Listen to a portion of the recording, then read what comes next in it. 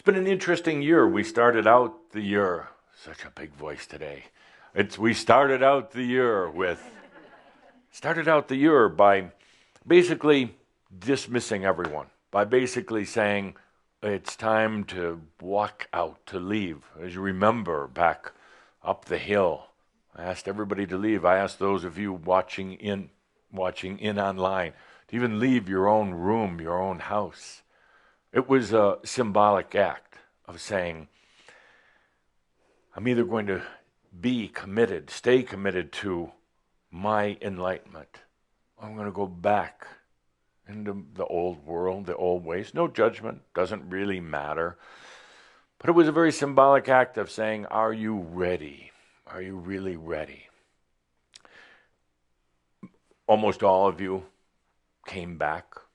A few didn't, but almost all of you came back. But still wondering what this is all about, where we're going, what's going to happen to you. And here we are. No coincidence that we're having this very special Shoud still in this year. Oh, it's approaching the waning hours, but still in this year. How perfect it is that we're not doing it into the new year. It's like our bookends, the beginning of the year, saying, please leave if you're not ready. Then spending truly the whole year really feeling into it, really allowing it. Are you ready? And here we come into these final hours. That final decision that actually each and every one of you has already made. So let's use this occasion right now, perhaps with a few scary, fearful feelings, but let's use this occasion for that true farewell to the old, limited self, the fearful self, the linear human self, the self who had to identify with a past, the self who wondered what was going to happen in the future. Let's use this opportunity for a true farewell to being lost, to being confused, not wondering what was going to happen. Let's use this as an opportunity to say farewell to doubt. Oh, doubt. Such an ugly, smelly blanket, but you still carry it around. Why? Why? You ask yourself why. I ask you why. Why would you want to carry around that really grotesque old blanket of doubt? But it gives you a certain degree of comfort. I think there is an odd comfort in it. You think that if you don't doubt yourself, that you're going to do something, you're going to act in a way that you shouldn't act. So you put that limitation, that doubt is kind of like your braking system. You got to doubt yourself. Got to throw that doubt in there just to make sure. But let's use this also as a time to say farewell to the doubt.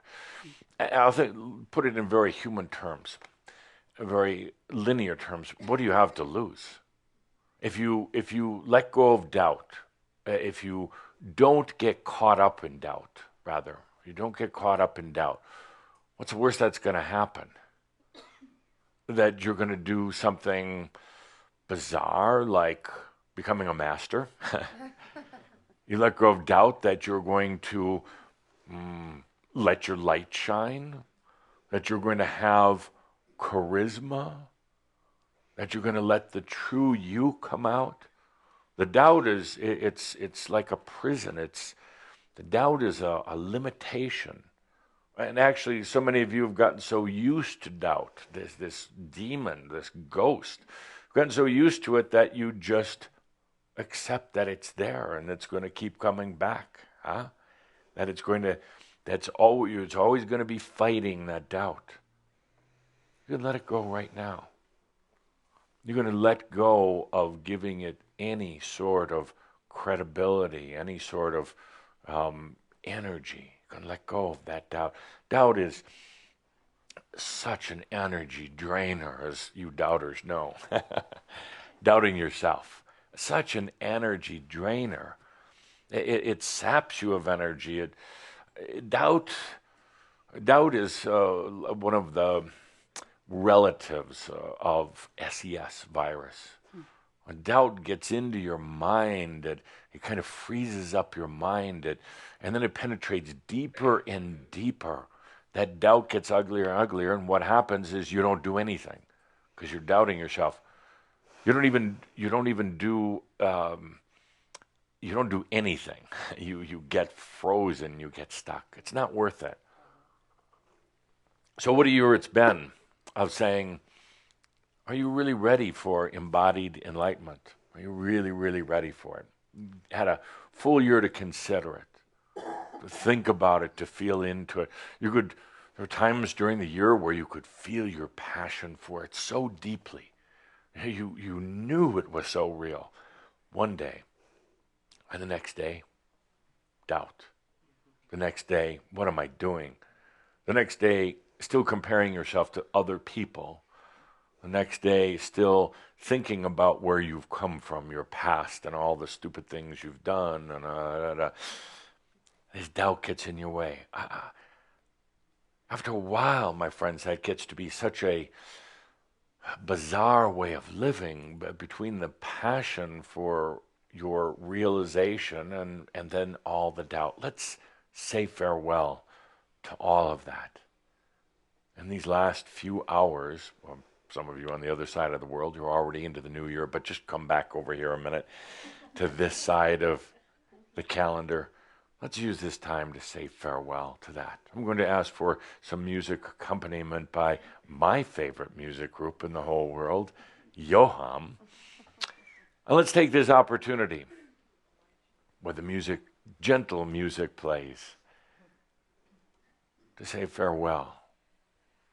Saying farewell, one moment it sounds really good. Good, I'm glad to get rid of all this. But then the doubt comes in. It's like, but what am I doing? Can I really say farewell? And you see how the doubt works? Can I really say farewell? Or is this just a nice little 5-minute musical experience? A nice little feel-good, but tomorrow, back in the same place. It's totally up to you. Totally up to you. You can say farewell to all that old self. Say farewell to the doubt, the consternation. Sometimes I love you so dearly, all of you, but sometimes I look into your lives. I look into what you put yourself through. The struggle. The mental torment. The questioning of who you are. And I do scream out at you at times and say, just let go. You get a big smile on your face, but then the next minute you're like, well, but can I let go of everything? And am I worthy to really let go? What do I need to do to let go? Do I need to do some sort of water therapy to let go? No, shut up. Just let go. It's that easy. It really is. So let's use this occasion with music to let go. Farewell. Farewell to that old self. Not that there was anything wrong with it, other than your perspective. Your perspective. Well, the old self is fine, but you had a perspective of it and a fight with it. Oh, that fight with the old self. One day you'd win the round, next day it would win the round. But it didn't end at 9 rounds. It kept going day after day after day. Let's say farewell to your perspective of the past, to your fight with yourself. Take a good deep breath, and it's truly as easy as allowing.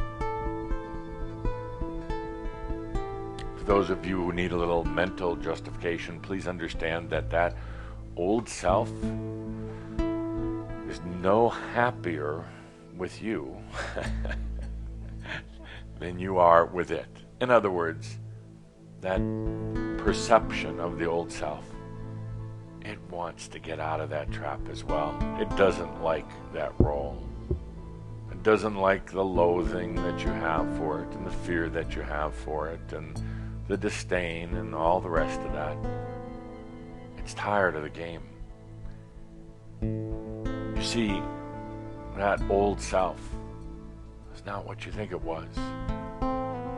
It wants to reveal itself, yourself, and its fullness and its richness. It doesn't want to be held in some sort of consciousness of limitation that you've held it in. It doesn't want to fight you anymore. You put it in a position where it's had to. You've made it fight you. You could say the old self is the accumulation of a lot of experiences, failures, at least in your perspective, failures, betrayals by yourself and others, struggles. The old self, a lot of sadness. I'm not saying it was all rough, but a lot of it was.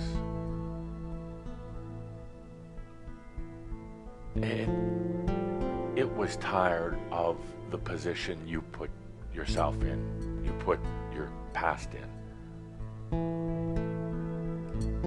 And in one very beautiful, simple experience here, sometimes known as a mirab, we just let that go. You don't have to give a thought to it. You don't have to pressure it. You don't have to battle it. Just say goodbye. Provides for tremendous change in energy and consciousness.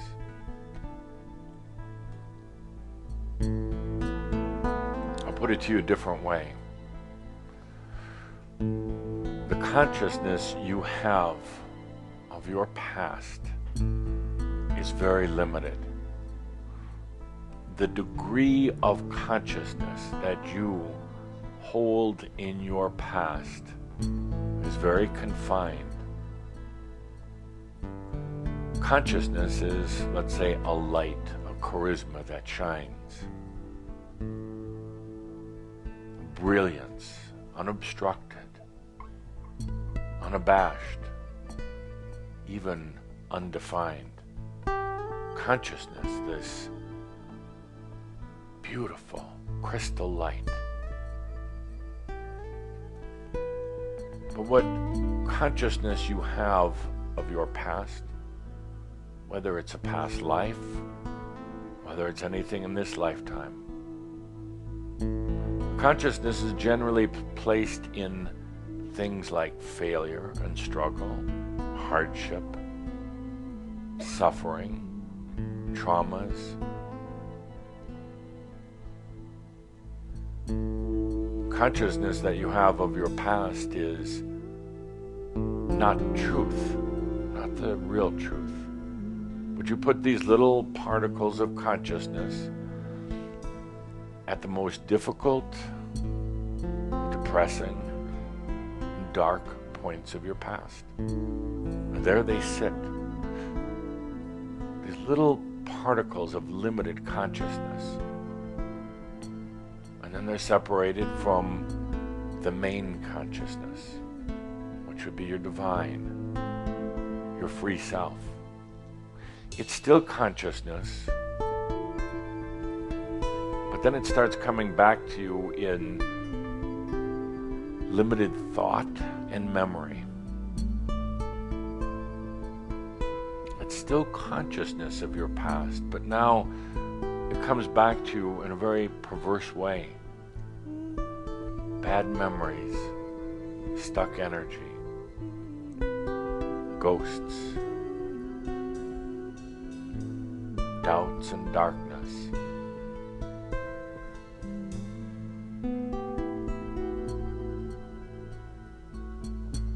Your past, it doesn't want that. It really doesn't. It doesn't want that limitation. It wants full consciousness, the full light, unlimited. I say it over and over and over again until the popcorn starts popping, but your past is not what you think it is. Thank God. Your past is not what you remember it as. There are those who will fight for their past. There are those who solidify their stories of their past, but stories that simply are not true. There are those who tell these stories over and over to themselves and to others, and they simply aren't true.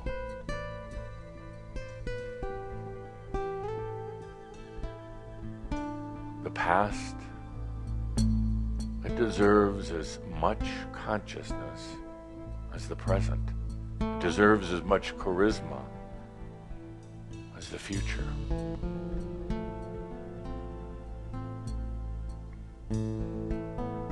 Let's say farewell to the perspective, the old perspective of the past. And it's fine here to have an emotional or a sensual response. It's fine to feel what that was like, having limited particles of consciousness that were embedded in the past. It's fine feeling what I would call the dryness, the dullness, and the angst of the past.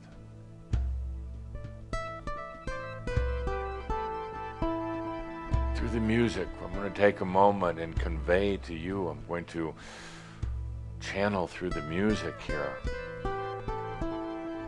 I'm going to channel what it's like when you let go of the limitations of the past, all of your experiences, all of your lifetimes even, and let it be free. Let it have that full charisma that it so deserves. Let yourself be free, whatever limits you put on. Through the music, I'm going to channel here what I see in the real past that you've had. Not what you see, not how you've limited yourself, not how you've made yourself suffer. Through the music, I'd like to channel into each and every one of you the beauty, the sheer beauty of releasing the limitations of the past. Let's take a deep breath as we go deeply into this.